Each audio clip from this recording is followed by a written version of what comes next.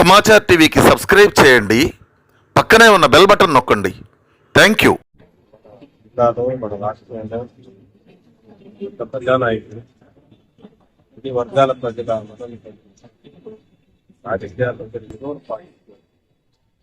ఆయన మా నియోజకవర్గానికి చాలా అభివృద్ధిస్తారు.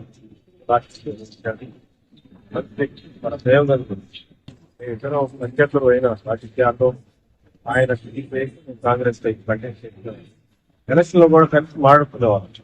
అందరూ చాలా విస్తృతమైన వాతావరణం ఉంటే మేము ఫ్రెండ్లీ మాట్లాడుతాం, కౌన్సిలింగ్ జరుగుతా ఉంటే ఫ్రెండ్లీ మాట్లాడుతాం, ఎక్కడ కనుకుంటే మేము ఇద్దరు మాట్లాడుకుంటాం. జనానికి ఆశ్చర్యం వేసింది. అంటే రాజకీయాల్లో శక్తిగా చూసేవాడు కానీ శత్రువుగా చూసేవాడు కాదు.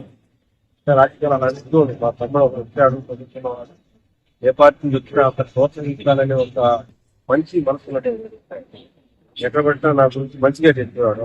వచ్చాడు బాగా పనిచేస్తున్నాడు, ట్రైనింగ్ పార్టీ పరంగా ఎందుకు చూస్తారని చెప్పి చాలా మంది అట్లా ప్రోత్సహించాడు. నాకు కూడా అతను బెదరపడ్డావు తర్వాత విధంగా చెయ్యి ఆ సమస్య పరిష్కారం అయితే గైడ్ చేస్తాడు. రాజకీయాల్లో వేరే వేరే పార్టీల్లో ఉంటే శత్రువులుగా భావిస్తే వాతావరణం కాదా ఇది. వేరే వేరే పార్టీల్లో ఉన్నా ఎవరు నచ్చిన పార్టీలో వాళ్ళు ఉంటారు, ఎవరు అవకాశాలు ఉన్నదంటే వాళ్ళు వెళ్తారు. అంతేగాని ఇంకా శత్రుత్వం చూడకూడదు. మంచి వాతావరణం సోదర భావంతో ఉండాలి. అలాంటి విలువలు కాపాడిన వ్యక్తి తీసుకురాస్తారు. అందుకే అంటే నాకు చాలా గౌరవం. ఆయన పేరు మీద తాడికొండ నియోజకవర్గం అంటే గుంటూరులో ఒక మంచి సెంటర్ ని ప్రభుత్వం ఏర్పాటు చేయాలి. కానీ మార్పు ఏదో తాడికొండలో ఇక్కడ ఎక్కడో పెట్టాలి, పెట్టి ఆయన గుర్తుగా చూడాలి.